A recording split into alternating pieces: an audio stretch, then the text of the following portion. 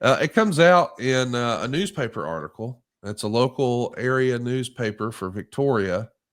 And she writes that her, Stacy, Gail Kim, and Jackie Gata are traveling together to save expenses. So this is before the payroll really exploded on the ladies' side, too. The Torch would report that Taz is being urged to be more of an antagonist with Cole on commentary. He feels like they're just agreeing too much and it's taking an edge away from the program.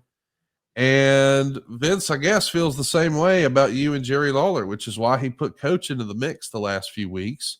You and I haven't spent a lot of time talking about this, but in AEW, they have had heelish color commentators before, but not really the cartoon version of I'm the bad guy commentator, so I hate all the baby faces. Right. Do you have I know that some of that has had to change with the times, but what is the right mix? Do you like a little bit of combativeness undertone between the two, or is that sort of old school and out of fashion now? No, I think it's important to have a contrast. A protagonist and an antagonist work in a match. They work at the announce table. As long as you don't go too far with it and it takes away from the match, uh, fulfilling your own agenda. But Vince liked the controversy. Duh, hello. He liked that. He likes it. And someday, if he does another wrestling company, I'll guarantee you the announcers will be combative to some degree if that's what he decides to do. So I I, I agree with that. It was just hard for Lawler and I to get there because of our long term existence. But Lawler had no trouble adapting to it whatsoever because he could come back with one liners and zingers and all these things to show that he didn't always agree with what I said. And, uh, and I think it's good for the broadcast. I really do.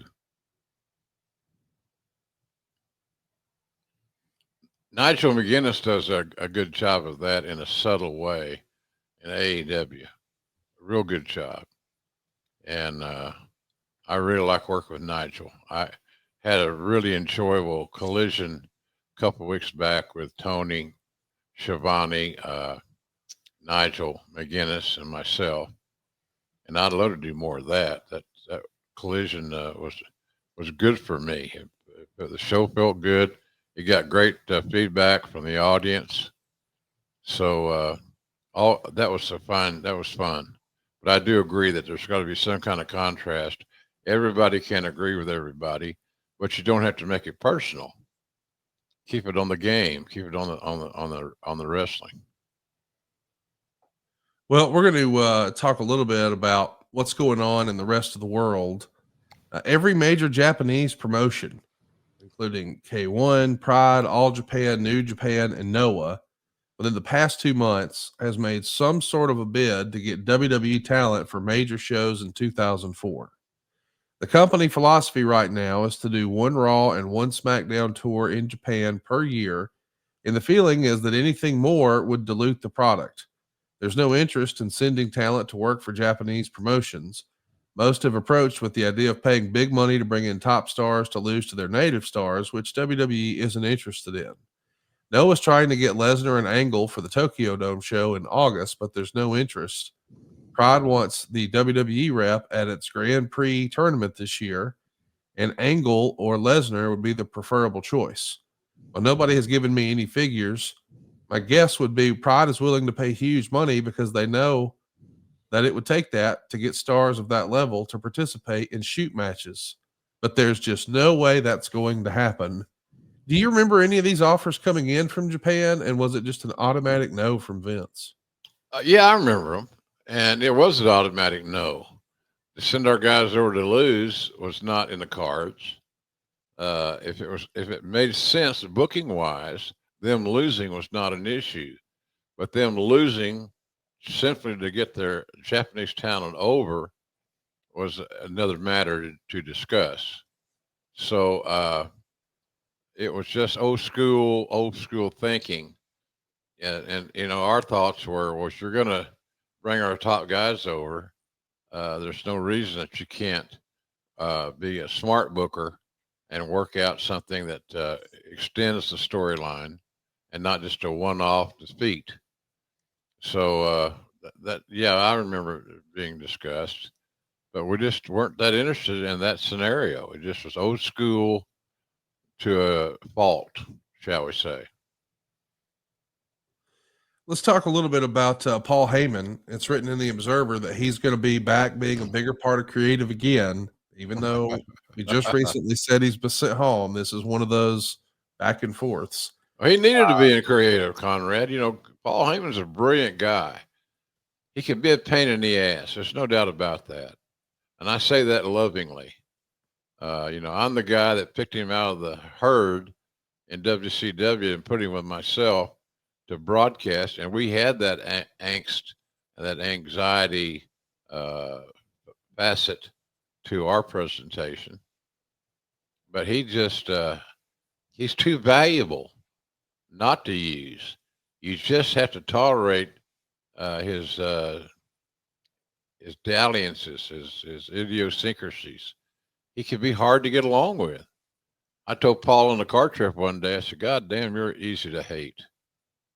And he looked at me and, you know, just in a terrible way.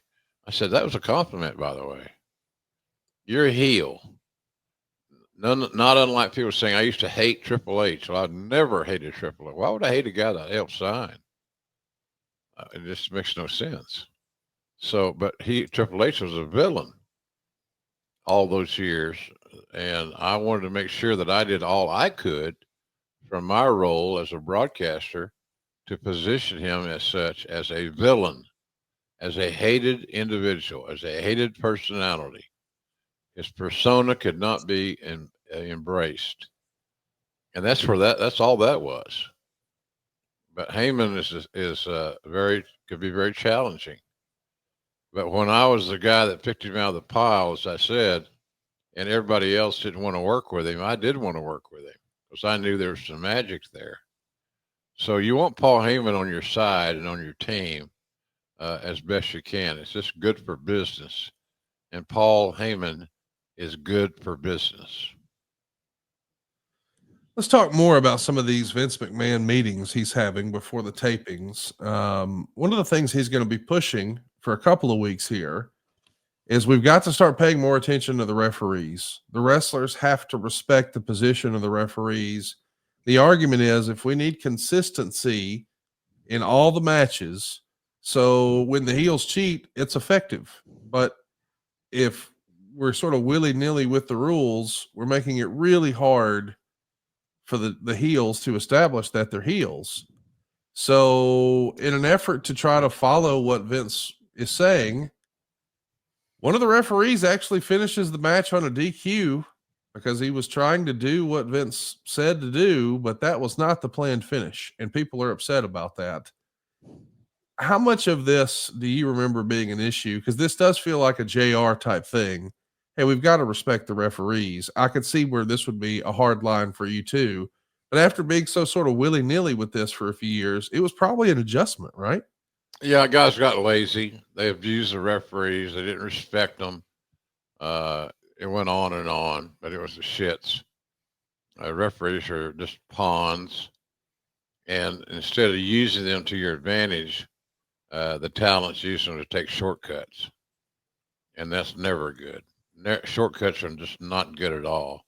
So I was for the respecting the referees and you know, give them more credence, as in Creedence Clearwater Revival, John Fogerty, Run Through the Jungle, and that's it. So I don't know. I just thought it was, we took too many years to abuse the referees when the referees could have been one of the talent's greatest assets if they had chosen to work in that direction. So it was hard to re-educate the audience, the fans, and the referees. It just wasn't that complicated, but it was more complicated than it should have been.